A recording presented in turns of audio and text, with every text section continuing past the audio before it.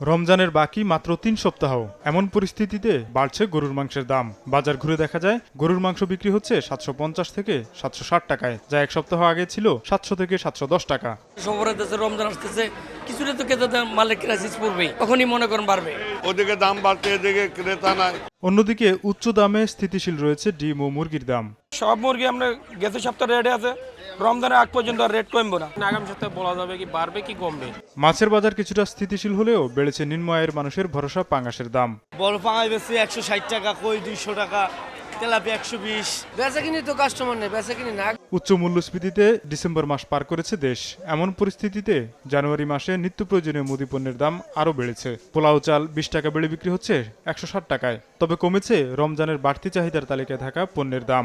LC ভালো হইতেছে, যারা আমদানি করে ছোলা তারা বলতেছে ভালো এলসি। কিছুটা স্বস্তি সবজির বাজারে। সপ্তাহ ব্যবধানে কমেছে ফুলকপি, বেগুন, টমেটো, শসার দাম।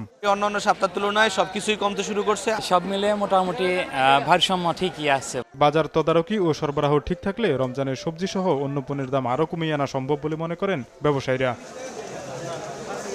তোফাজ্জল হোসাইন, সময় সংবাদ, ঢাকা।